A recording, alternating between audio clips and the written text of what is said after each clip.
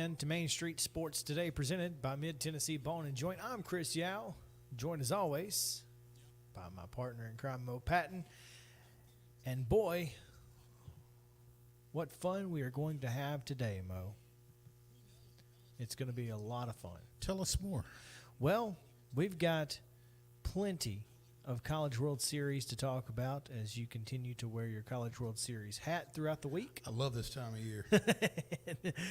And we're going to talk to Ben McKee about yesterday's Tennessee win that we were able to stick around and watch a little bit of, and the finish of it here in the studio yesterday. That was exciting. And LSU Wake Forest last night. What a ball game that was. We'll talk about that one as well, because Tennessee and LSU will play tonight in an elimination game. Game 5 of the season series. So, and you know what? Tennessee will take winning this last one over any of the others if they can. So, and obviously we'll get more into it, but I think you got to kind of like Tennessee's chances with Paul Skeens not starting anyway. Yeah. I would be surprised if we see him, but, you know, last game of the year, Brent, can't hold anything back. Exactly, yeah. So you got to get to tomorrow, and so obviously it's going to be an interesting situation that LSU finds itself in. And Tennessee as well, with Chase Burns having thrown over 70 pitches yesterday. Can't imagine he would be available today. But that is something. Both those situations are things that I do want to ask Ben McKee about. When could LSU conceivably throw Skeens? If not tonight, could you see him tomorrow? Because whoever wins this game has got to beat Wake twice. Right. And so certainly LSU would like to get their guy back if there's any way they can. You know, Chase Burns threw 5 yesterday? Yes. Is that right? Threw 6.5 in that epic performance over at Clemson. I'm sorry, 6 1/3, excuse me, in that game over at Clemson a couple of weeks ago. I'd be interested to know when would be the soonest you could expect to see him back. So, I mean, pitching is going to be a big topic. Well, it's going to be a big topic for us, and it's going to be a big concern in this ball game tonight. So. Yeah, I mean, if you listened at all to LSU coaching staff yesterday, they certainly feel like it's going to be an all-hands-on-deck situation. You would think Tennessee would feel the same. So, and I think Tennessee's got more hands. I would agree. So it's all about who can hit the ball, and should be fun. Ben McKee joins us at 2:20, so stick around for that. Also, Chip Walters at 3 o'clock. There is a lot. It doesn't seem like there would be a lot of things to talk about with Chip right now, it being, the middle of June and no actual sports are being played. But big news out of Conference USA today. We'll talk about that. We will talk about yeah. We will talk about some college football Hall of Fame options. OVC announced its 75 greatest players, or 75th anniversary greatest players. I'm not sure how many there are. I'm not sure how many there were. It was a lengthy list, and hopefully it's 75. Otherwise, what do you do? What sense? Yeah, there were a lot of players, and to me, and I'm biased, so I just didn't think that the MTSU representation on that team was as great as it probably should have been. But, we'll see. We'll get Chip's input on that. We'll talk about that and much, much more with him. Also, Braves play tonight. We'll talk Braves chatter, but we'll also get into some All-Star game voting as well, because things looking well for the Bravos in that regard. And we've also got some baseball. What's that? Somebody said, "Turn me up." Well, you're not me, us. Turn everything up. I don't know that. Turn down for what? Turn down for what? This is as loud as we can go. So maybe it's a mixer issue. Maybe we'll yell at each other. Should we just yell? I don't know. But we'll get there, and hopefully that's good enough for you guys. But plenty to talk about. So let's do it. But first, yesterday's results, today's schedule, as long as it is, on the rundown. This is the Rundown. Major League Baseball results from Tuesday. St. Louis defeated Washington 8-6. The Cubs blanked Pittsburgh 8-0. The Reds stayed hot with a 5-4 win over the still cold Rockies. Diamondbacks with a 9-1 win over Milwaukee. The Mets 11, Houston 1. The Giants in 10 innings defeated San Diego 7-4. And as we mentioned in College World Series action out in Omaha yesterday, Tennessee with a 6-4 win, scoring 6 unanswered runs to down the Cardinal of Stanford in an elimination game, followed by Wake Forest's 3-2 win over Louisiana State. Major League Baseball action today. Braves are at the Phillies at 5:40. It's the Nationals hosting St. Louis at 6:05. Also at 6:05, Chicago is at Pittsburgh at 6:10. The Rockies are at the Reds at 7:10. It's the Brewers hosting the Diamondbacks. Mets are in Houston against the Astros at 7:10, and the Padres and Giants at 8:45 tonight. Minor league action over at First Horizon Park at 6:05. You can catch the Norfolk Tides, the league-leading Norfolk Tides, and the Nashville Sounds. Nashville really needs a sweep of this series as well to push the Tides before the All-Star break. That would be interesting. Wouldn't College World Series action right now. Texas Christian with a 1-0 lead over Oral Roberts. It's the top of the fourth. The Horned Frogs with 1 out and 1 on. So we'll be keeping an eye on that. And at 6 o'clock tonight, that game is on ESPN, as is the 6 o'clock game between LSU and Tennessee, which is an eliminate. Both these are elimination games today. So They are, in fact. So 2 teams will be leaving Omaha by nightfall. Loser leave town. This is a loser leaves town mask match. Yes. WNBA action tonight at 7. Atlanta is at Dallas. That can be seen on NBA TV. At 9 on CBS Network, Minnesota's at Los Angeles against the Sparks. And also Connecticut is at Seattle. That game is on NBA TV. It's the back half of a TV doubleheader. And that is your rundown.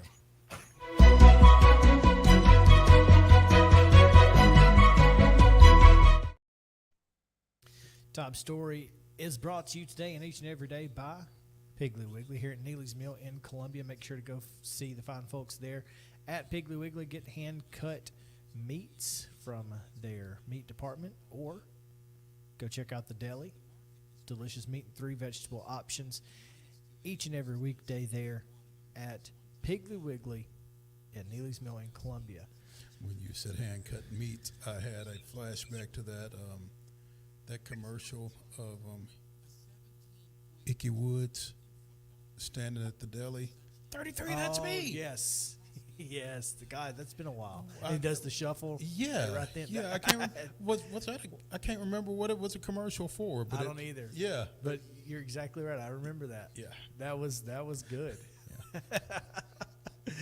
Oh, man. Well, today we have official news from Major League Baseball that says Rickwood Field will host a Field of Dreams type event, but in 2024, but it will not be a Field of Dreams game. Yeah, nobody will be walking in or walking out through the Right. corn or losing a ball in the corn or anything like that. So But for all intents and purposes, for explaining what it is, it's the same thing that they did in Iowa for that, but they're going to use Rickwood Field, site of movies such as Cobb, 42, and almost any movie that has an old baseball field in it, you can just about bet that it was filmed at least in part at Rickwood Field. But it will be a Negro Leagues tribute game on June 20th, 2024, following a June 18th matchup between the Montgomery Biscuits and Birmingham Barons at Rickwood. at Rickwood Field. So Well, I guess they figured as long as MLB is going to be getting it spruced up, we might as well get something out of it too. yeah, I don't know if that's going to be the annual Rickwood Classic game or if they're just going to also play a second game there, which would be cool, I guess. But St. Louis will be the home team for the June 20th contest, scheduled to start shortly after 7 Eastern, 6 Central on Fox. Period uniforms will be used relating to the Negro League's history of San Francisco and St. Louis. I find that interesting. I think Because I did not know that there was a Negro League history of San Francisco. Well, and why would you not use Birmingham? If you're throwing it back to Willie Mays, why would you not just be the Black Barons? Because that'd make too much sense. I guess. You expect MLB to get everything right? No, I don't. And I mean, is St. Louis? The San Francisco Sea Lions were a Negro League baseball team in the West Coast Negro Baseball League based in San Francisco in 1946. And the folks in Nashville are going to love this. The St. Louis Stars. So, there you go. I think this is going to be cool. Obviously, 10,800 seat stadium opened in 1910 and is the oldest professional ballpark in the United States and is a National Historic Site. Obviously, it was home to the Birmingham Black Barons, with whom Willie Mays played back in his early career. And it's staging the game, obviously, the 18th and the 20th, right around the Juneteenth holiday, which commemorates, obviously, we talked about yesterday, the emancipation of enslaved African Americans in Texas in 1865. And Mays 92 is generally considered baseball's greatest he is living living player. And remember, we had to remind me of that not too long ago. But Willie Mays Is alive. Hopefully, he will be in attendance. I don't know. I don't know where he's. Isn't he living in San Francisco? I think he does and live out there. At the age of 92, 93, that might not be a be- little bit of a hop.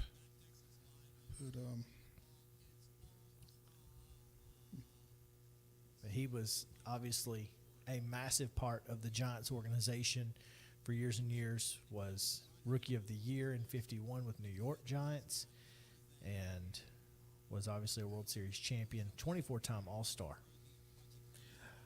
I never thought I'd see in my lifetime a Major League Baseball game being played on the very field where I played baseball as a teenager. It's been 75 years since I played for the Birmingham Black Barons at Rickwood Field, and to learn that my Giants and the Cardinals will play a game there and honor the legacy of the Negro Leagues and all those who came before them is really emotional for me. We can't forget what got us here, and that was the Negro Leagues for so many of us, said Mr. Mays in a statement.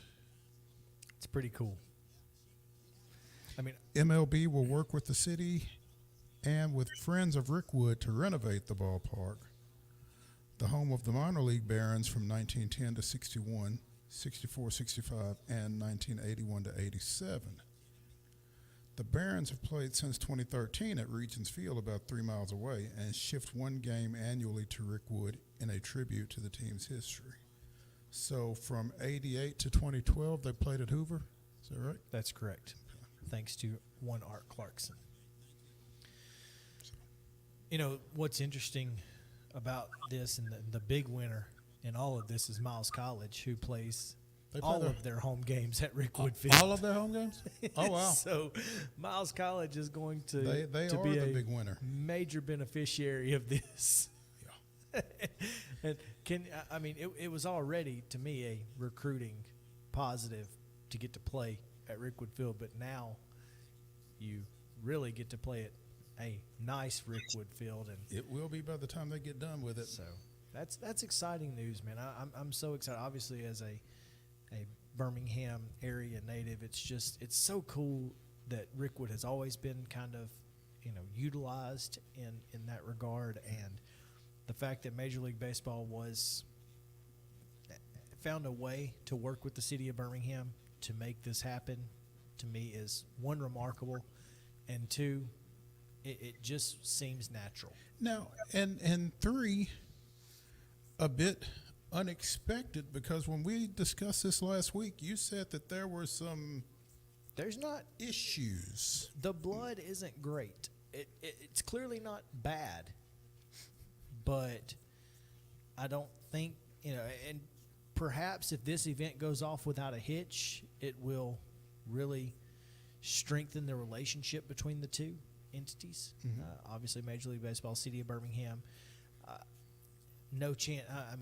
The City of Birmingham doesn't want a Major League Baseball team in any way, shape, form, or fashion, but allowing them once a year to come play a game to throw back to the Negro Leagues, I think would be huge.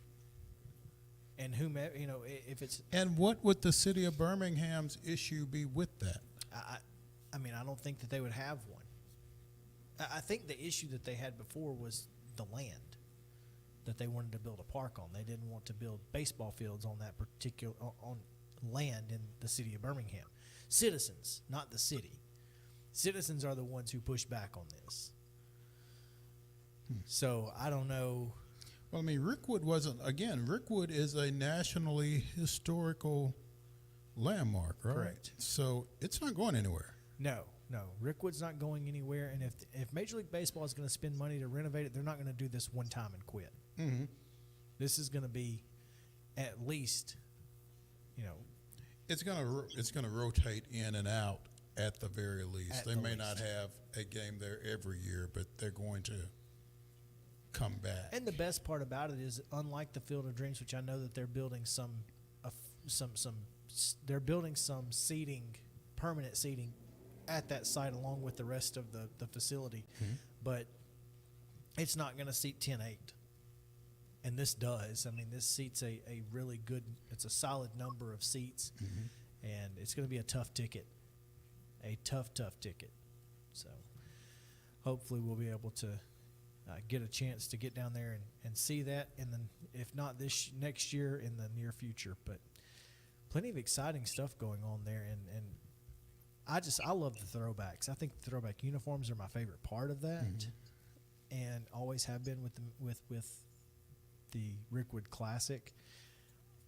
I wonder how much the players enjoy it, though, because I assume that they're not. There's the same material that you play in every day. Yeah, I think they're going to be replicas. I don't think they're going to be uniforms of the period. Bless you, twice. No wool in June? I don't think that's in the MLBPA agreement, probably. They're not going to allow that.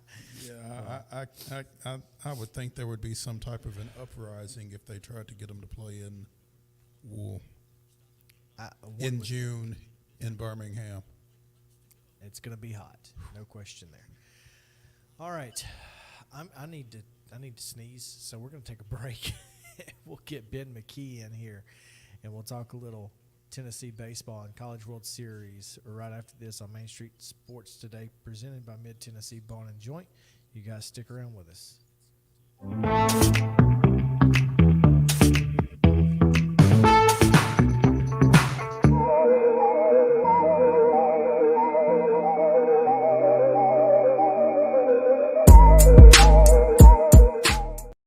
Mid-Tennessee Bone and Joint treats your orthopedic injuries and existing conditions. Our trained physicians will get you back in the game faster.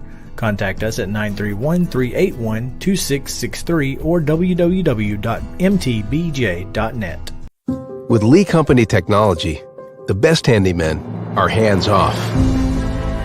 Lee Company techs have been using visual findings and other smart technology tools for years to add transparency and virtually take customers along.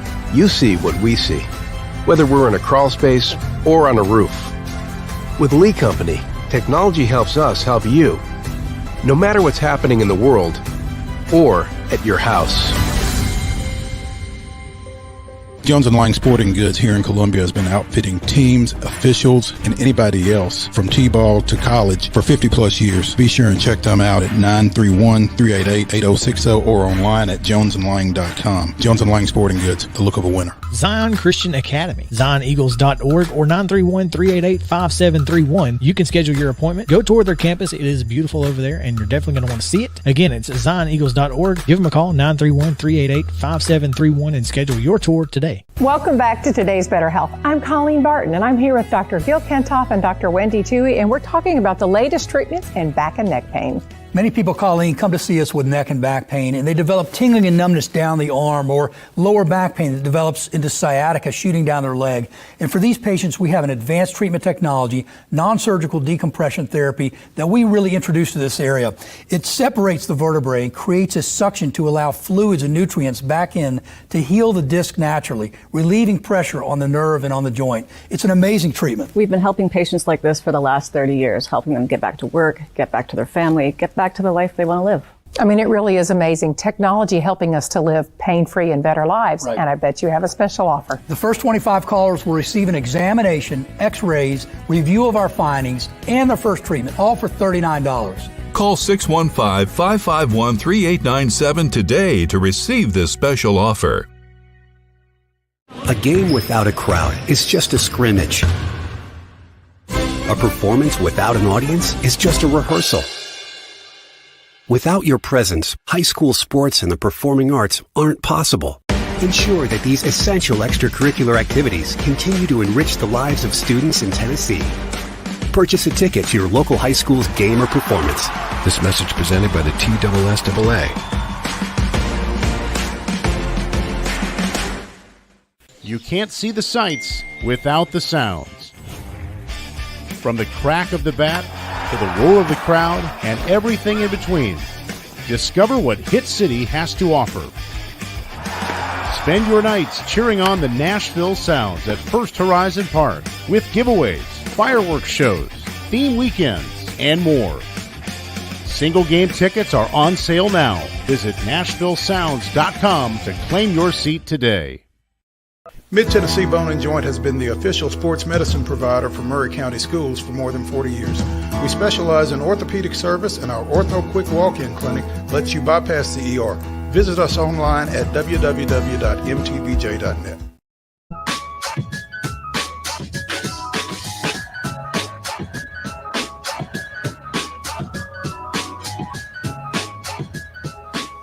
Welcome back into Main Street Sports today, presented by Mid-Tennessee Bone and Joint. Chris, Yow and Mo Patton. It's Top 5 Tuesday, and later in the show we will, since we were just talking about old baseball movies and Rickwood Field, we're going to draft our top 5 baseball movie characters.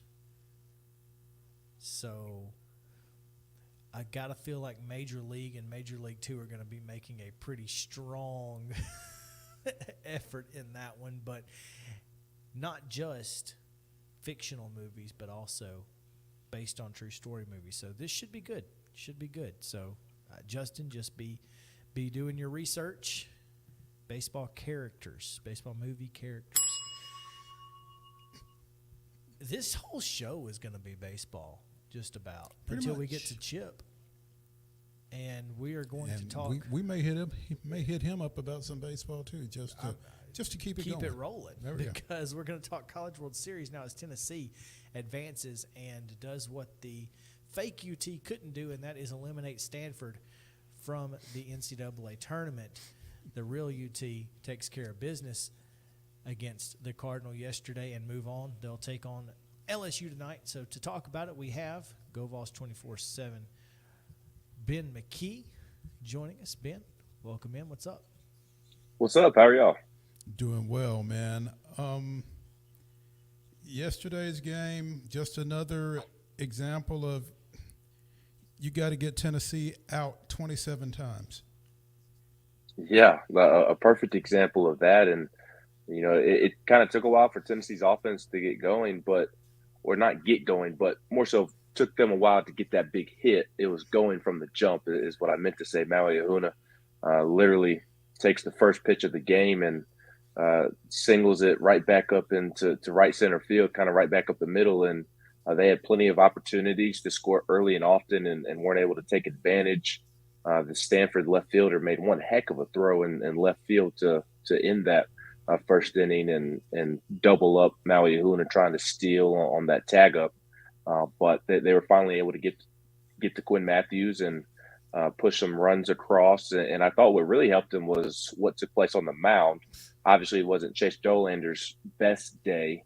And it was pretty obvious that he didn't have it going early and they needed to make a change. But I thought what was important about Chase Burns coming in, as much as anything he could do from a simple pitching standpoint, was just the energy that he brings on the mound, and he sparked that energy on both sides, and kind of settled the storm and allowed Tennessee to score 6 unanswered and come back and win that game. So a shaky start, especially on the mound, but even though Tennessee wasn't able to take advantage of some early hits, they were tallying some hits early in that game, just couldn't find that one big hit to really throw a punch at Stanford, but I was able to finally get to them in the 5th inning and didn't let up from there. Energy never an issue for Burns. Never. And I don't know what's gotten into him. He's kind of a quiet guy, at least when he speaks publicly. That doesn't have a ton to say, kind of short and to the point. Maybe he's just that way with us media members, but and I'm sure he has more of a personality than he shows around his teammates, of course, and in the locker room. But I remember him as a true freshman last year, and he was just real soft-spoken, and you kind of had to pull words out of him and then thoughts out of him, and he never showed the emotion even last year as a true freshman that he showed this year, and it's really been since he moved to the bullpen when he comes off the mound like he's a maniac. He certainly did that last week at Southern Miss. Didn't really show the same exact energy and pizzazz coming off the mound yesterday against Stanford like he did against Southern Miss, but he was still bouncing around and was certainly letting out some roars after some big strikeouts. So that was fun to watch if you're pulling for Tennessee. And I don't know what's gotten into him, but his energy has been infectious this second half of the season.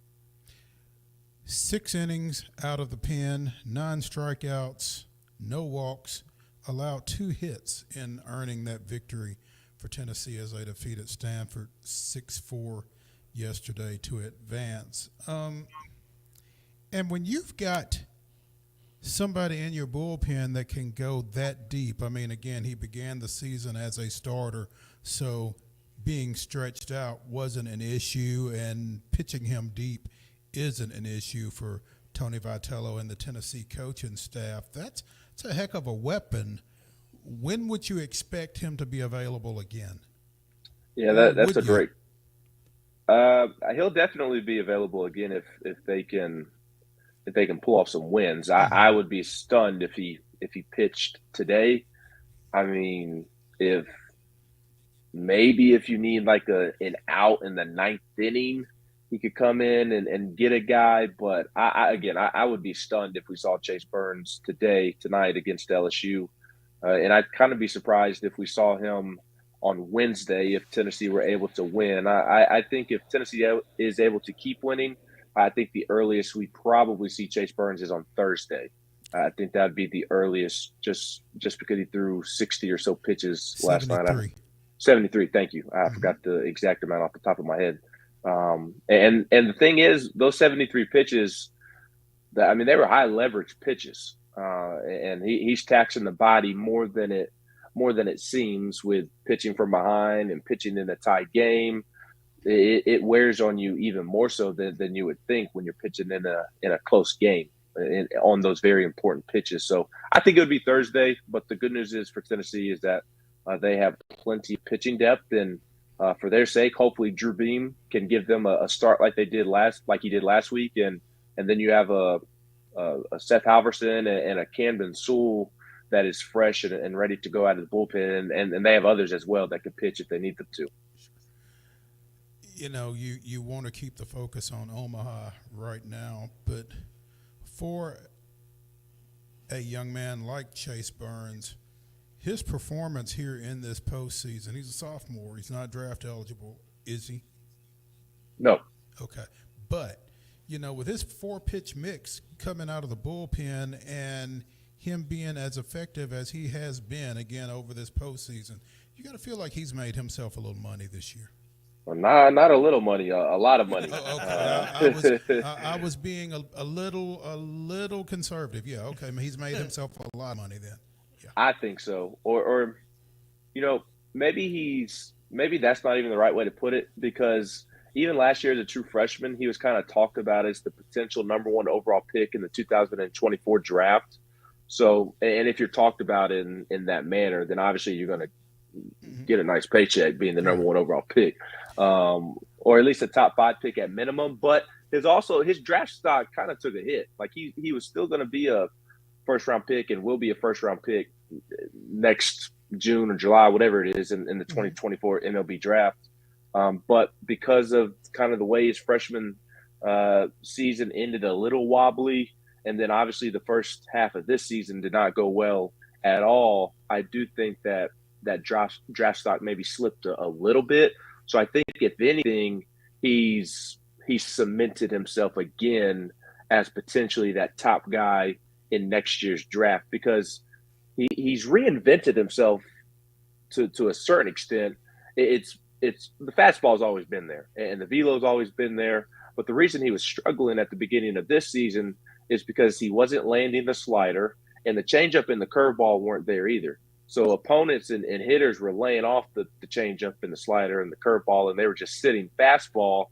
And he was struggling with the fastball command, which is why his walks were up. And then when he did throw it over the plate, hitters were hunting it and getting a hold of it and getting it out of the ballpark. And he's been able to reinvent himself in the sense of going to the bullpen. And if you watch him now, he's always out of the stretch. He's never out of the windup anymore. And that's allowed him, according to him, he said this, I believe, after the Vanderbilt series about a month and a half ago, something with keeping his hips where he wants them to be and generating more power and staying more on line towards the plate. And so that's allowed his fastball command to be better. It's allowed his slider command to be better. And then you saw yesterday, this is something that we had not seen. Even with him pitching like he did against Southern Miss and some other games, he's kind of thrown the changeup and curveball here and there, but he really relied on the changeup and curveball against Stanford, and actually asked Seth Halverson for a tip on how he kind of holds his changeup, because his changeup wasn't really working for him. And he goes out there, he changes his grip mid-game, which is remarkable to think about. Has 3 fingers on the seams on top and 1 on the bottom. And he said it worked for him, and he kept using it. And then I talked to Tennessee catcher Cal Stark after the game, because he flipped up a curveball kind of out of nowhere. And I was talking to somebody from Tennessee, and they said he throws his curveball like 4% of the time. And so he kind of caught everybody off guard when he threw the curveball. And Cal Stark, the catcher, was surprised as well. He said he was putting every sign down, and Chase Burns kept shaking off. And he was thinking, does he want the curveball in this situation? And he put the curveball down. Chase said yes. He threw it. And I think the word Cal Stark used was that it was a banger, AKA it was good. And they kept using it after that, and was striking guys out and getting swings and misses. So Burns has been dominant with the fastball and the slider. But, man, if he can continue to be just as dominant with all 4 of those pitches, the curveball and the changeup as well, I mean, he's already impossible to hit. He's even more impossible to hit if that's the case. You know, we talked about a lot about this on this show, Mo. There's a different mentality starting versus coming out of the bullpen. How much of an impact was not having to think about all the things that go into starting a game? How am I going to start this? And having 5 hours to think about it instead of just, 10 minutes. Yeah, I certainly think that's played a role, because when you struggle, obviously your mind goes to 1,000 different places, and you start to worry about 1,000 different things. So I do certainly think that played a role. I almost kind of look at it, though, as if it kind of gave him an edge that he was lacking. And look, I don't at all fault Tony Vitello for moving Chase Burns to the bullpen. Burns was struggling. He was struggling. They needed to switch things up. At that point, they were 5-10 in SEC play, or about to be 5-10 in SEC play, because that was right before they were about to be swept by Arkansas. And something needed to change. And he decided to start Andrew Lindsey game 1, Chase Dolander game 2, Drew Beam game 3. And unfortunately for Burns, he was the one struggling the most. So he got the boot to the bullpen. And I think he harnessed those emotions of the disappointment, the frustration, kind of being angry, quite frankly, about being moved to the bullpen. I think he harnessed that and built an edge off of it. And you've seen a different guy. I talked about it earlier. Last year, he was kind of this shy kid who you had to pull words out of just to kind of get a feel for what he was thinking. And again, he's still not filling up the Google Doc with words, but he's got a different emotion and energy and vibe to him this second half of the season than he's ever had. And I don't think he had that in high school either. So I think kind of the demotion, so to speak, I think it pissed him off, quite frankly. And he's been able to pitch with an edge because of it. And I think that's what's fueled him. Ben McKee with Go Vols 24/7, joining us here on Main Street Sports Today, presented by Mid-Tennessee Bone and Joint. You can find him on Twitter at Ben McKee14. If you're watching us, you can see that on the lower third there. But Ben, we've talked a lot about the pitching situation and what we expect it to look like initially, of course, tonight. But again, this offense, Tennessee's down 4-0 in this ball game and looking pretty dead in the water before they put up that 5 spot in the 5th, finally get to Quinn Matthews, like you said, and able to put something together and sustain it. And this is an offense that they're kind of that quiet stormish type offense. I mean, you can get them for a while and then they bust out pretty big. And once they get rolling, they seem to be able to sustain it. Yeah, I think that's a great way to put it. I think Tennessee's offense is in a good place right now. It's not an LSU offense or Florida or Wake Forest. I think those three offenses are the best in the country. I kind of put those teams, at least with the teams that are left, I guess, Oral Roberts and TCU are playing right now. So after tonight, 3-0 TCU, by the way. Thank you. I caught me a little cat nap before I hopped on here, if I'm being honest and telling on myself. So I haven't even paid attention to the game. Not mad yes. at you. Yeah. Yes, I'm going to be up late and was up late last night. So I tried to catch a little sleep if I'm telling on myself a little bit. But after tonight, we'll be down to 4 teams. And it's kind of like the Final Four in basketball. And of the teams remaining, Wake Forest, Florida, LSU, I do think they have the best offenses remaining, and they're kind of tier 1. But I think Tennessee's in that tier 2. And even if you want to look at the NCAA tournament as a whole, when this thing started, I think Tennessee was towards the top, not the very top, but at the top. It's a good Tennessee lineup. I think they're in a really good place right now. I think they're playing with a lot of confidence, and they're going to be really key tonight. You know, Drew Beam, he's going to get the start, and he's going up against that LSU lineup that I just talked about, Jalen Cruz, Tommy White, Trey Morgan, I mean, guy after guy after guy. And I don't think Tennessee's going to need to go blow for blow with LSU, but my thinking is that they need to take advantage of the situation that LSU pitching staff is in right now. They're not in a good spot. Paul Skeens is not pitching tonight, which is why it's a good thing that for Tennessee, Wake Forest beat LSU, because you would rather have to go through LSU tonight in 1 game than try to go through Paul Skeens in 2 games on Wednesday and Thursday. Paul Skeens is not pitching tonight, which is music to the ears of everybody who likes Tennessee and wants Tennessee to win tonight, because Paul Skeens is just, I mean, he is a specimen and like a robot. I mean, that guy is just unbelievable. And now they're not going to have to go through him. And on top of that, you know, their next 2 top guys, Ty Floyd and Thatcher Hurd, they both threw a ton of pitches yesterday. Ty Floyd started the game and threw 97 pitches, I think. He won't be pitching tonight. Thatcher Hurd, their top guy out of the bullpen, I want to say he threw around 70. Probably could get you an inning if you need him to. And LSU certainly lacks pitching depth, so I wouldn't be surprised if they throw him in there. But those are their top 3 guys, and they're not really available. And they have some talented arms that will go on the mound, walk to the mound tonight. You know, Gavin Guidry, he's had a pretty good freshman season. They're expecting, at least an LSU writer that I asked in the press box yesterday, they think Riley Cooper is going to be a guy that starts tonight, and he's the lefty. He faced Tennessee to close out that game the other night, and he's got some stuff to him as well.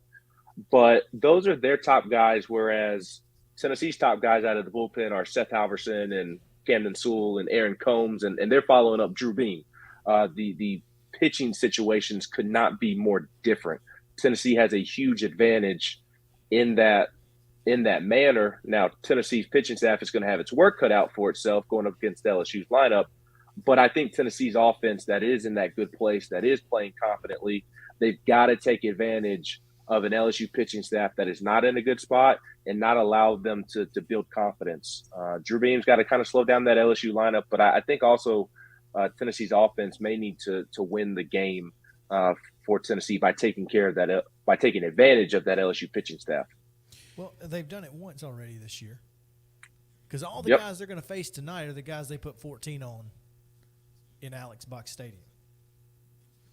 Yes, and with Drew Beam on the mound too. Drew Beam started that game. Now they had a couple of errors that led to LSU putting up some runs on the board, but there's great familiarity, which I think is a good thing, because I don't think, unless a guy gets hot for LSU, I don't think one LSU pitcher is going to take the ball and go 5, 6, 7 innings.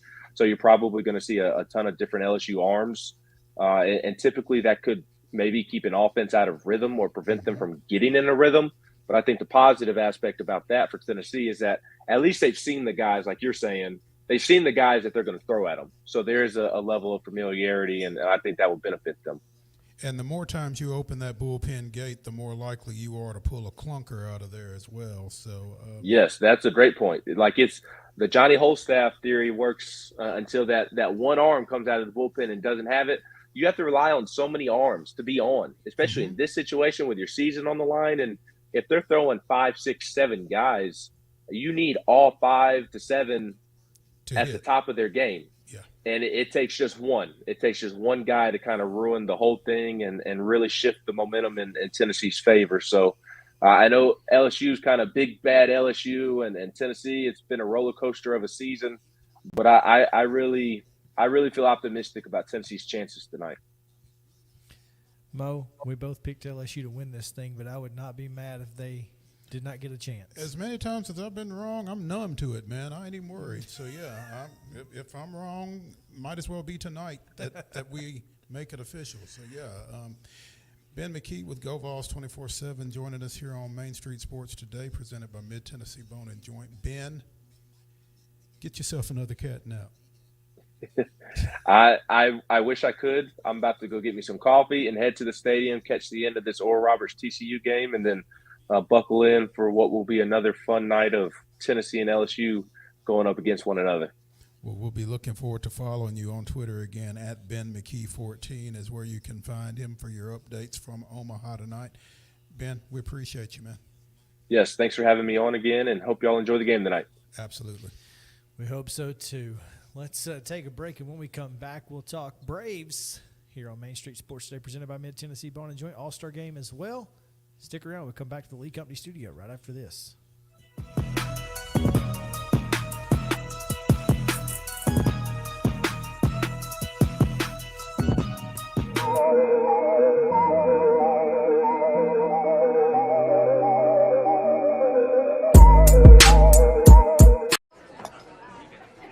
You've been putting back a few, and a few becomes a few too many.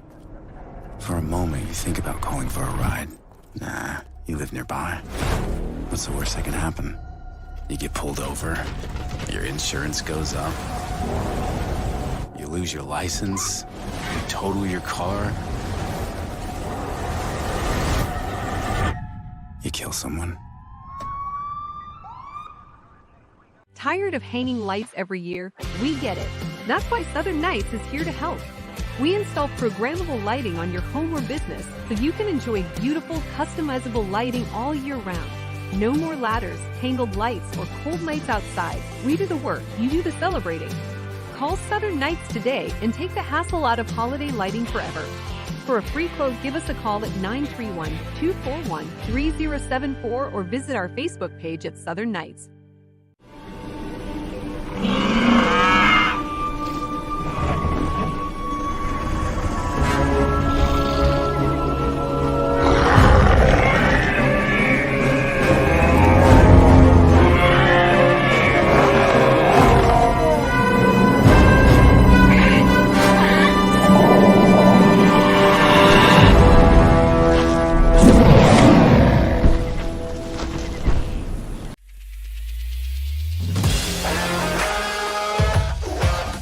Hockey in Music City just hits different. It's one big honky-tonk party. It's the sea of gold in the crowd, the goals, the saves, the celebrations. It's an experience like no other. Experience Predators hockey all season long. Visit NashvillePredators.com/season tickets and join the Loyal Legion today. That's NashvillePredators.com/tickets, and we'll see you at Bridgestone Arena.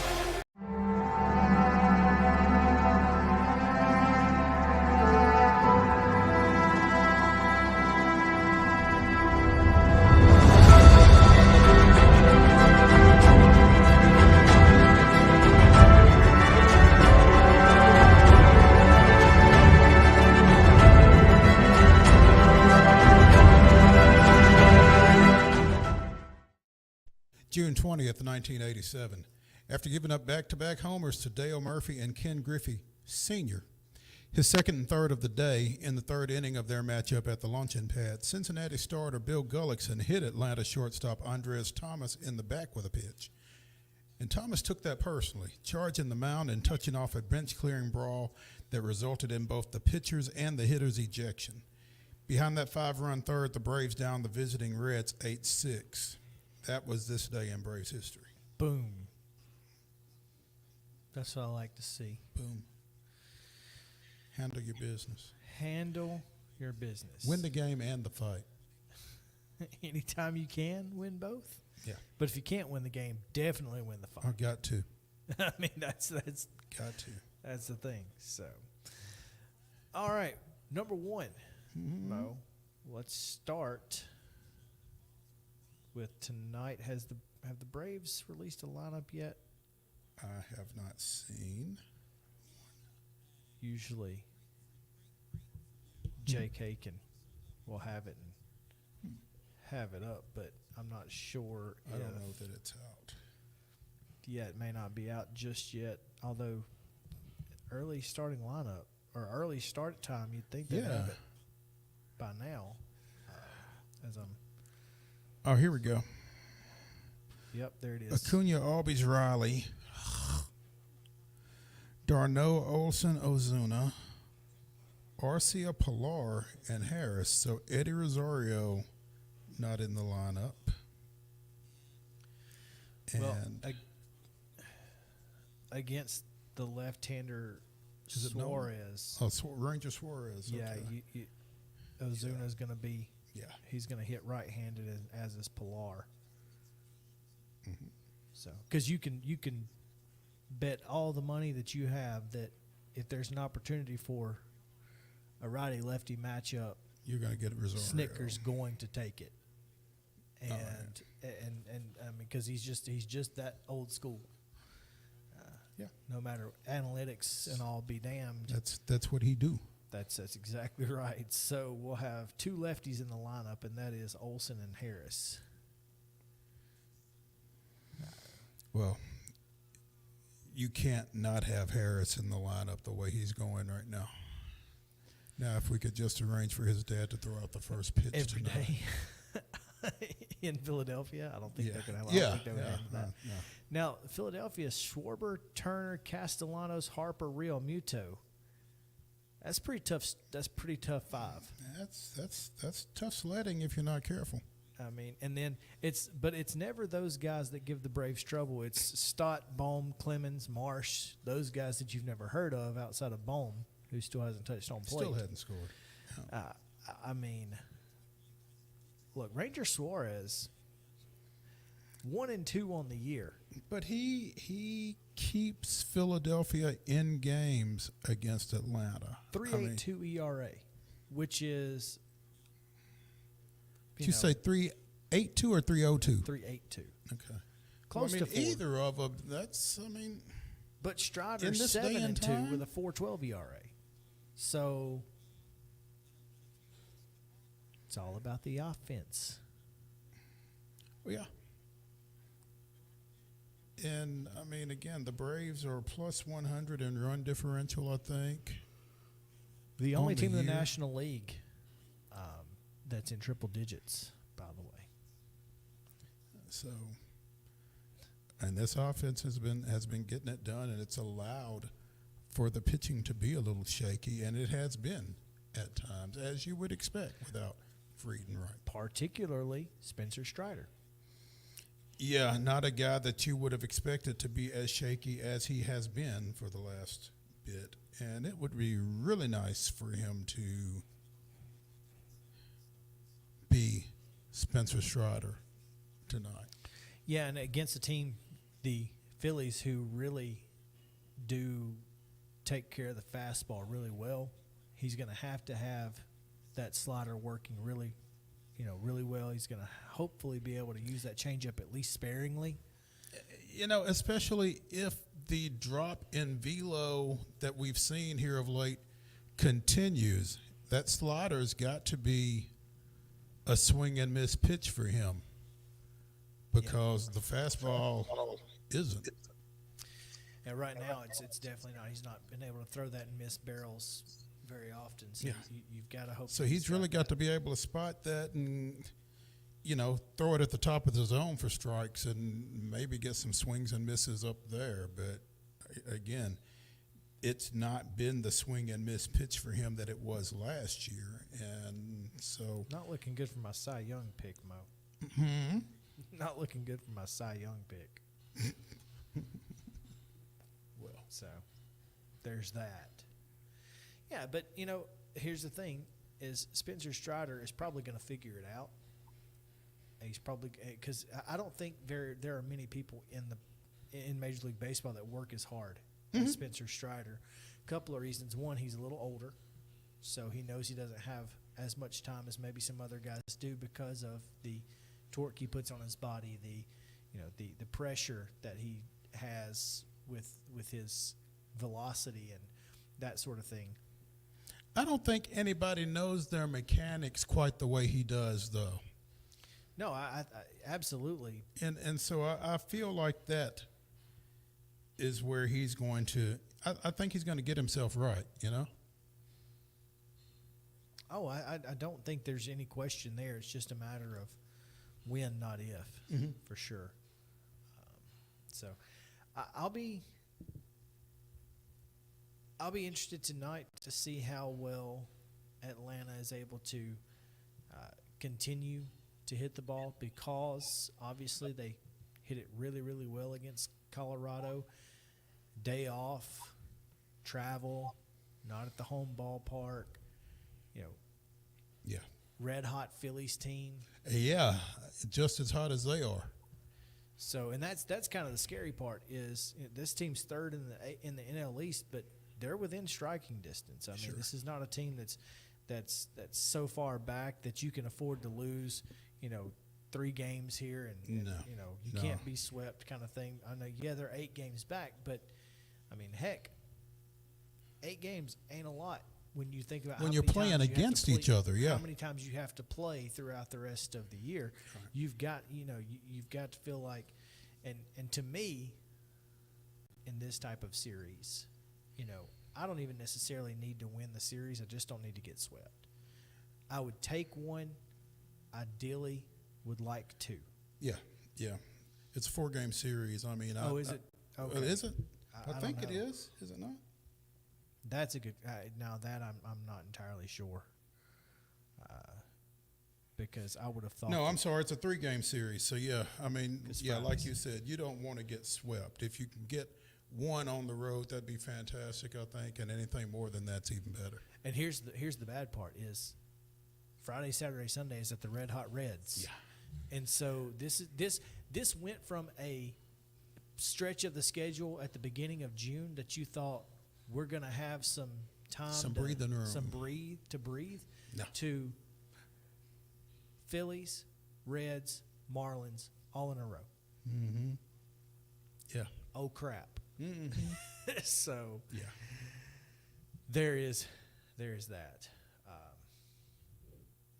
Joey Votto, we talked about him yesterday, makes his return and announced his return with authority. There you go. Because hit a home run. I think he had a double as well.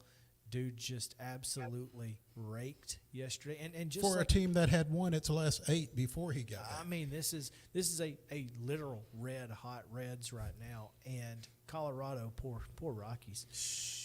Just frying pan, fire. it's just getting worse and worse on a daily basis.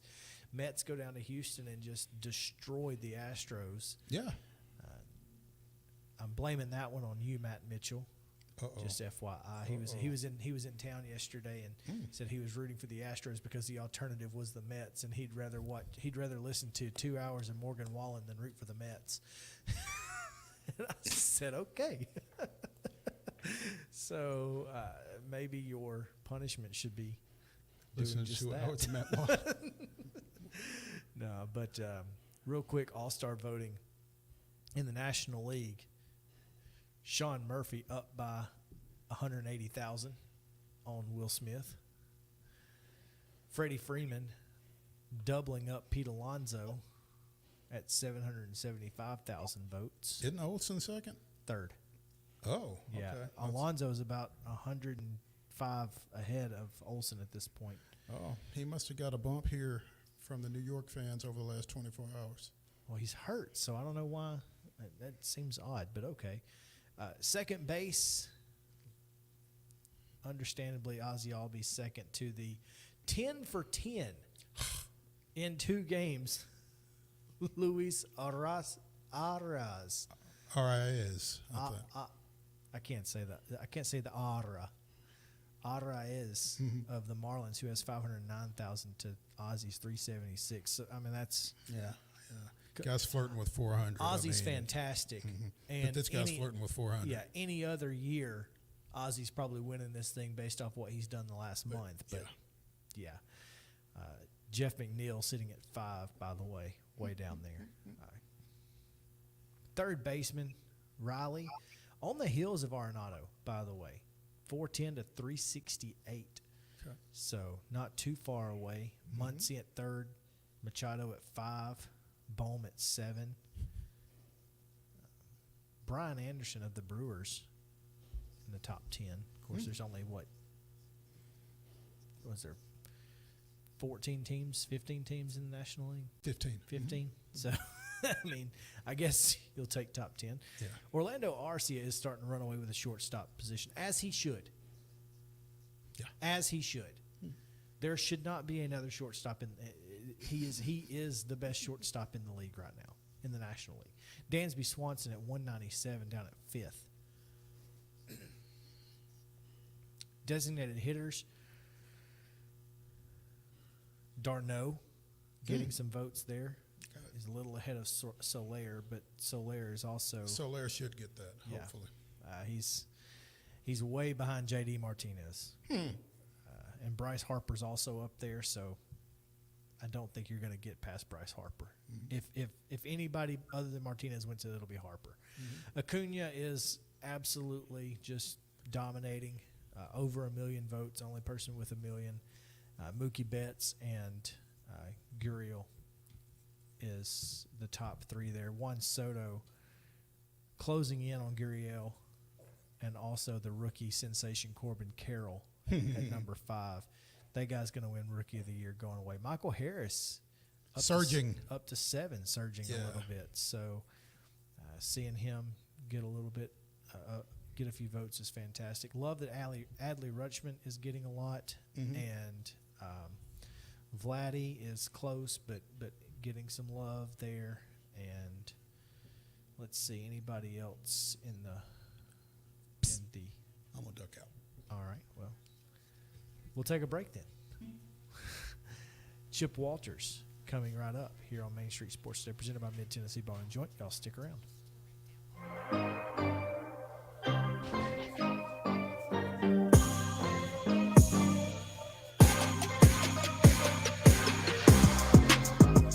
Mid-Tennessee Bone and Joint treats your orthopedic injuries and existing conditions. Our trained physicians will get you back in the game faster.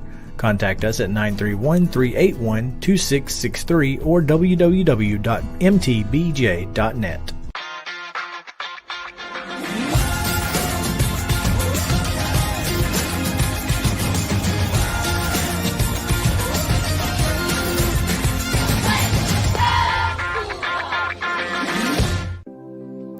Custom Stone Handlers supplies over 600 distributors and suppliers with quality stone products. Along with River Stone, we produce and distribute over 100 building, landscape, and other bulk products. Our goal is to provide quality products, service, and partnerships to ensure our customers' success. We firmly believe that the measure of any person or company is how they treat other people and customers. Give them a call at 931-490-4990 or visit CustomStonehandlers.com.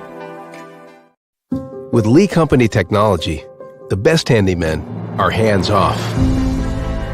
Lee Company techs have been using visual findings and other smart technology tools for years to add transparency and virtually take customers along. You see what we see, whether we're in a crawl space or on a roof. With Lee Company, technology helps us help you, no matter what's happening in the world or at your house. You can't see the sights without the sounds. From the crack of the bat to the roar of the crowd and everything in between, discover what Hit City has to offer. Spend your nights cheering on the Nashville Sounds at First Horizon Park with giveaways, fireworks shows, theme weekends, and more. Single game tickets are on sale now. Visit NashvilleSounds.com to claim your seat today. Mid-Tennessee Bone and Joint has been the official sports medicine provider for Murray County Schools for more than 40 years. We specialize in orthopedic service, and our Ortho Quick Walk-In Clinic lets you bypass the ER. Visit us online at www.mtbj.net. This is Chris Yow with Main Street Sports Today. Every show, Mo Patton and I welcome friends from all across the sports landscape, from high school coaches and reporters to national, college, and pro sports personalities. You never know who might stop by for a chat. She's on Thinking Out Loud, presented by Regions, and Out of Pocket with Alyssa Lang. It is, in fact, Alyssa Lang. I'm a little nervous. I'm going to lower the bar for guests now. Oh, no. Apologies in advance. It sounds like SEC Commissioner Greg Sankey. You got that radio voice. I do. It's a good sound. Thanks for radio, too. As do we. And then here's the other thing. You guys, you're spot on with the name. Everybody wants to be on Main Street. Everybody wants to be on Main Street. So, and we reach every Main Street in Middle Tennessee, Coach? Yeah, that's it. So Perfect. when you are on Main Street and you are moving, you gotta love it. Like you're moving. I was impressed. I'm glad someone.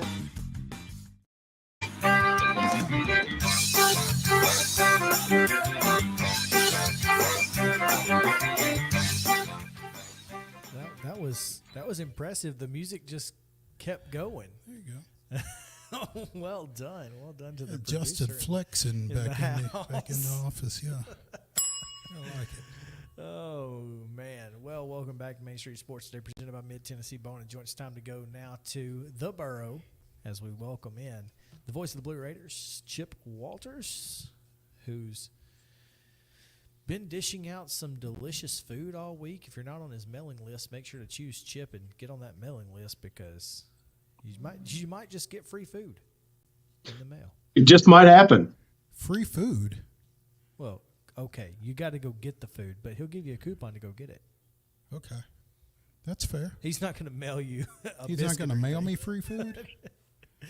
But yeah, that By the way, it just as I was waiting here, was looking, stuff stacked on my desk. I've got a coupon for free queso here that I'm going to have to cash in before too long. Queso, always good. Oh, update from Omaha. TCU 6, Oral Roberts, nothing, bottom of the 5th. So I'm not counting out Oral Roberts until it's over. Well, I understand that. So I'm just telling you what the score is. Yeah. Chip, speaking of baseball, couple of Blue Raiders plying their trade out in Arizona at the MLB Combine this week. Were you aware? Were you up to date on that? No, inform me. Couple of pitchers, Eric Swan and Jaden Ham, are out at the MLB Combine. I think they went out on Monday. I guess it's like a 3-day deal today. I think there's about 250 kids out there performing for the scouts and that kind of thing ahead of the draft that is middle of next month. So yeah, does not surprise me at all. That if you were gonna pick two, those would be the guys that I would guess that would be there. And 2 out of 250, that's pretty good. There's not going to be a lot of schools that are going to have more than one, but Jaden Ham, at times has been the model of consistency. Had that Friday night starter feel to him. Kind of lost his way there for a little bit during the end of the last third of the regular season, but kind of got it back as they headed to the tournament. But Eric Swan, who struggled to find things including the strike zone for about the first half of the season, kind of started to get it together. And then the last 3 outings he had were the 3 best of his career. And when you're 6'10", 6'11", whatever they list him at, and when your release point is about 53 feet from the plate, and you can throw it 100 miles an hour or more, there's going to be somebody take a chance on you. And I was talking to Bob Jameson. We had dinner together Sunday night, and we were talking about those two guys. And Bob said, Swan kind of reminds me of Randy Johnson when he was in the minors a little bit. Could throw it through a brick wall, but struggled with some control issues early. But once he figured that out, he became the Randy Johnson that we all knew. And he's still part of one of the best trivia questions of Nashville Sound's history, at least during the period of time when I was working with Bob doing the games. And what's the question? The question is, there were back-to-back no-hitters thrown at Greer Stadium. Who were the pitchers involved on the winning side of each of those games? Jack Armstrong. He was on the second one. He threw a complete game no-hitter. Who was the first one? So Randy Johnson was a combined then? Yes. Pitching for Memphis? Indianapolis at the time. Okay. Sorry. My bad. Which was Montreal's AAA team. Okay. Huh. I should have known and that. the man he pitched the first 7 innings. The final 2 innings were pitched by Pat Pasillo, who the day before had been a Nashville Sound, got traded the next morning to Montreal by Cincinnati, and basically moved his bag from one clubhouse to the other. And he was the cleanup guy in that combined no-hitter. How about that? That's wild. Learning stuff here on Main Street Sports Today, as you are sometimes able to do. We are able to do that sometimes, impart a little knowledge. Yeah. Chip, what else is happening? We need to talk about the hyphen, the star, the something. I will give Conference USA credit for a tweet they put out earlier today that the hyphen had entered the transfer portal. So respect their decision. Yeah, respect. It's like he'd had the hyphen wanted to thank everyone who had made his last 40 years such a wonderful experience. But that being said, ... Did you see the little video that they did with it where they said RIP hyphen 1995, 2003, and then they backspaced and typed out 2023 instead of the hyphen? Yep, saw that.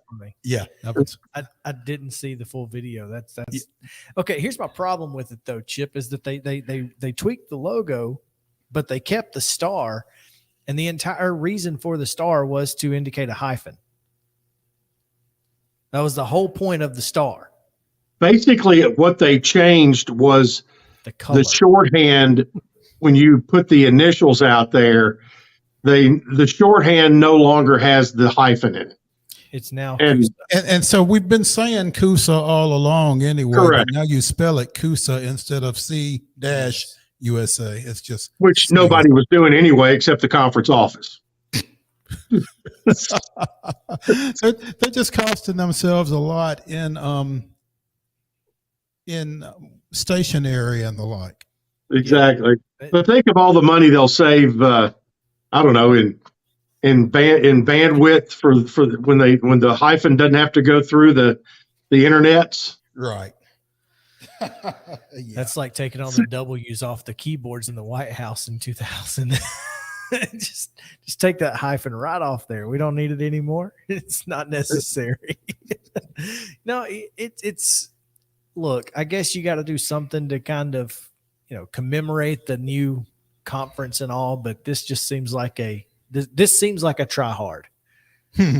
Well, I mean, you're looking for news stories this time of year, and so it's like, okay, there's that one. And when you don't have actual events going on, I think July 9th? That's going to be the football kickoff out at Globe Life Park again, where they'll do the conference media day type deal. So they've got to fill some time between now and then. But we find other things to talk about as well, including the OVC 75th anniversary team. I don't know whether you guys had a chance to talk about that a little bit, but it's dotted with a good number of Blue Raiders, and there's so many of those guys that I think about, that I look at that list, and whether they were middle players or otherwise, of how many I had a chance to see back in the day. But you could probably double that list and still not, because there's a lot of names that are missing off of that list that did a lot of good things. But you got to when you put a list together, you got to stop somewhere. Yeah, we didn't count, but we're assuming that it stops at 75. But I was going to ask you, Chip, did you feel like there were some folks missing, and you just kind of addressed that? But just thinking about the MTSU contingent alone, there were some names that, when you talk about top 75 players in Ohio Valley Conference history, there are some names that I would have expected to have seen that I didn't necessarily see. So. I know. To me, I think about a Don Griffin or a Vince Hall. Is Don on there? Don's on there. Vince is not. Okay, but Vince Hall, Coach Donnelly made it for both Austin P and Middle. Mm-hmm. And I saw some traction on social media last night about Ed Bunio would have been maybe one of the top assistants ever in Ohio Valley Conference history at Austin P and at Middle. But, what about a Kelly Holcomb? You got Jimmy Garoppolo, and, there's a lot of great names on there, but some go back to the 1950s. Mm-hmm. And so, that's a lot of ground to cover. It really is. And you think about, okay, if there's 75 players, that means you're only putting one per year on average up there. Mm-hmm. And you think about all those great Eastern Kentucky teams from the late 70s through the mid 80s, and a lot of those guys are on there. I was looking here. There are a lot of Coach Murphy era Blue Raiders on there, including Keith Atchley. You could make a case for a lot of guys, but George Claxton made it.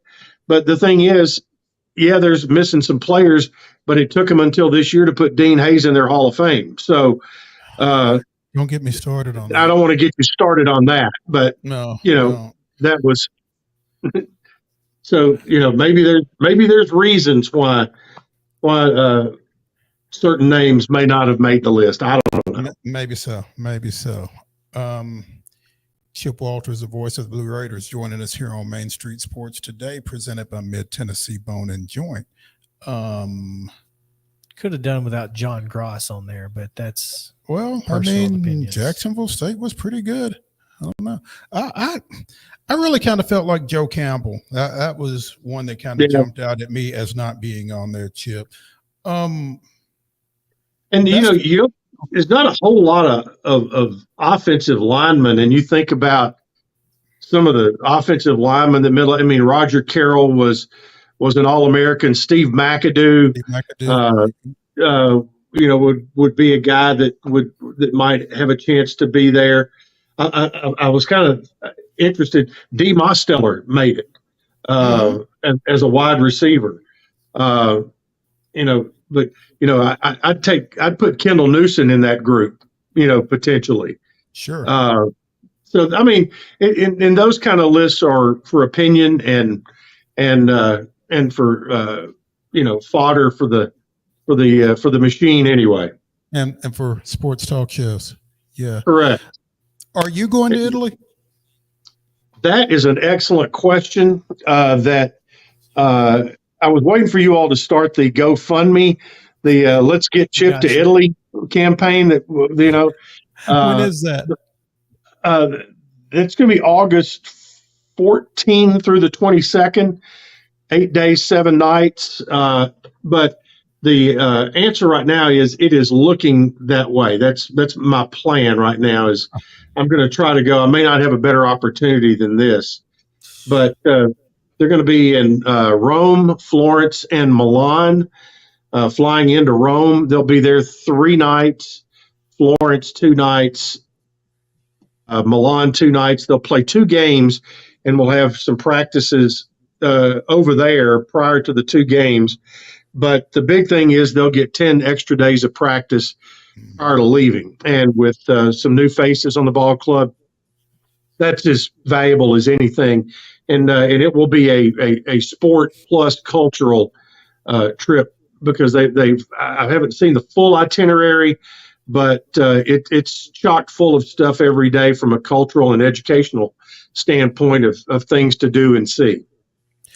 By the way, that's not Rome, Georgia, Florence, Alabama, and Milan, Tennessee that Chip was That's referring correct. to. Yeah. So do you got a passport, I take it? I do, from Bahamas and Cancun. That's right. Yeah. And speaking of the Bahamas, the women will be playing there.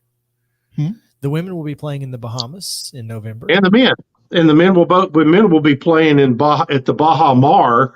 The women will be at the Atlantis, I think. So both teams are going to be in the Bahamas right around Thanksgiving, and that will not be a trip I'll be making. I'll be instead of the Bahamas, I'll be in beautiful Huntsville, Texas.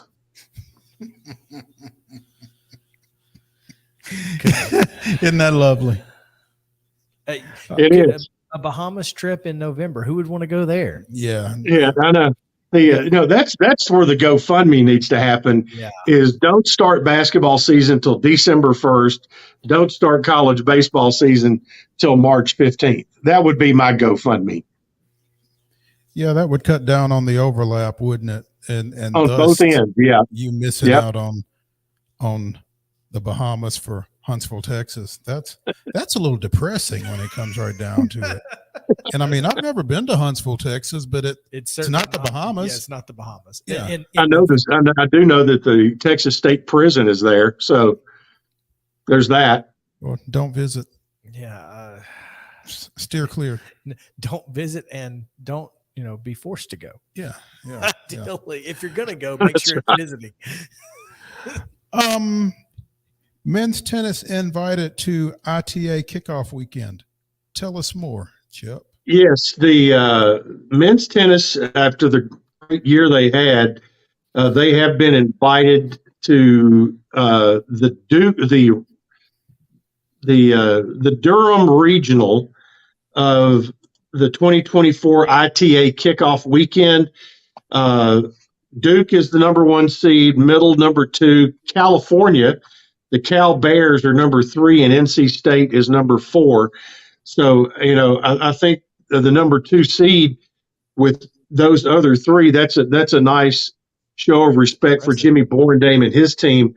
Middle will play Cal on the 27th, and on the 28th, and Duke will play NC State the second game, and they'll have a consolation and a championship match. So everybody plays 2 matches over there, and then you hope that you advance on to the ITA national team indoors, which would be the following week. So that's a nice feather in the cap for them on that. Absolutely, that's exciting. ITA is the Indoor Tennis Association, International Tennis Association, International. What is it? It's ITA? it's international. I'm pretty sure it's international. It's And they didn't delineate, but ITA is something that's kind of one of the governing bodies of college tennis anyway. And when they talk about rankings of individuals and all that, it's always how they are in the ITA. And when you get recruits from the places that Jimmy signs kids from across the pond, then there's stuff. Okay, they were ranked number 250 in the world or whatever by the ITA, and so I think everybody gets ranked by your play, and that's kind of interesting. It is, in fact, and boy, a lot of stuff going on. Yeah, and despite it being again June 20th. June 20th. That's right. Again, the Blue Raider Blitz is right around the corner. Have locations been nailed down, Chip? Or No, I still just have the one for Nashville on July 11th, which is Tuesday after work, 5:30 to 7 o'clock, Jackalope Brewery. Smyrna the following day for lunch. Then Thursday the 13th, lunch in Franklin. Happy hour in Manchester. Friday will be happy hour in Murfreesboro, and then the following Tuesday will be a after work event in Shelbyville. But we should be hearing about all those locations before long. But the kickoff will be with a panel discussion in Nashville on July 11th at Jackalope Brewery, which I think is over in the Nations, if I'm correct. All right. Jackalope Brewery is in the Nations, one of my favorite spots over there. So okay. There you go. All right. Chip, as always, it is a pleasure. And we look forward to talking with you again and talking more Blue Raiders next week. Remember, no hyphen. RIP hyphen. RIP to the hyphen. Yeah. But that's the right. star is still there. Is that hashtag RIP hyphen? What do we do there? We should do that. So, we should. We can start hyphen, that. The hyphen and the curtain all gone in the same year. How sad is that? Man, it's a tough year. Tough year. It's a tough year. So, Chip, thanks. See you, boys. All right. All right, here we go. It is Top 5 Tuesday, brought to you by our friends at Mid-South 5 Fitness. Go see Dallas Steele and the fine folks there. SteelAthletes.com, at SteelAthletes, STEEL on Instagram. It's time now to draft the top 5 characters in baseball movie history. This should be fun. And Justin, I know you put the poll out there. Do you know who won, lost? Did we draw? Yeah, let me make sure, but I'm pretty sure Mo won. So, oh man. I know. Sitting at pick number 3 today could be Mo Patton. Okay. I think I'll be okay. I think there's plenty of options here. So all right, so the results stand. Yep, Mo Patton, 66.7% of the votes go to Mo, and then me and you tied with 16.7. That the math ain't mathin'. 16.7. Oh yeah, it is. Yeah, okay, just kidding. Mm-hmm. Well, then I guess Justin, we'll let you go first again. Okie doke. 1 second. There are only 37,000 options here. So I know. We got to go fast today. So think fast. Fast, Chad. Think fast, run fast. Billy Bob Thornton, Bad News Bears. Oh, gosh. Okay. Oh. The so second Buttermaker. Morris Buttermaker the second. The second. Yeah. Yeah. All right. I'm going to go with Harry Doyle. That's a good one. All right. I'm going with Stan Ross for Mr. 3000. Dang it. I was hoping he would stick around for a little while. Justin? Hamilton Ham Porter. Ham. Can't beat that one. All right, number 2, I'm going to go with my favorite, Randy Quaid, Johnny from The Stands. They'll blow it in the night. Wow. All right. I am going with I'm going to stay in Major League. I'm going to go with Pedro Serrano. All right. Got to go with Kenny Powers. He's pounding down. Yeah, thought that might be one. Well, since he hasn't been picked yet, we might as well go with him now, and that is Ricky Vaughn. Give him the 8er. I'm trying to find his, or is my bad. Go ahead. Oh, is it my turn? Mm-hmm. It's my turn. I came across Hardball on late night the other night. I'm going with G Baby. Oh, wow. That's a good one. So sad. Very sad. Go ahead. With Mr. 3000, Bernie Mac. Nope. That was Mo's number 1 pick. Nope. Stan Ross. Oh, that's his name. I was looking for the name. I couldn't find it. That's what you, okay. That makes sense. Try again. Let's go, just because I love the movie, Benny the Jet. Okay. Yeah, that's it. I mean, it's a great pick. Well, I got to go with Crash Davis. That's reasonable. I mean, at 4. Yeah. I'm going to go with Jimmy Dugan from A League of Their Own. Good one. Number 5. Go, man, I don't know. Let's go Billy Chappell. Oh, brutal. Brutal. That is brutal. I thought I was going to sneak him through. Oh, you weren't going to, because he was going to be my number 5. Wow. Okay. All right. Oh, man. That means I got to go with, man, I got 2 options here. Jack Elliott, Mr. Baseball. Tom Selleck. Okay. The mustache himself. Wow. Let's see if you go with my other pick here. Man, I've got a wide open floor here and running out of time, but I'm going to go with Kelly Leak. Oh, wow. Did not go. All right. Well, who did you think? My other option for number 5, if I didn't go Jack Elliott, was going to be Roy Hobbs, the natural. Other options, Jake Taylor. Jake Taylor, of course. Rube Baker. Willie Mays Hayes. Jack Parkman. The women in Chicago hate him. But plenty of other great options as well. Billy Haywood from Little Big League was one of my favorites too. But that's going to do it for the show. Thank you guys, and we'll see you tomorrow. This has been a production of Main Street Media TV.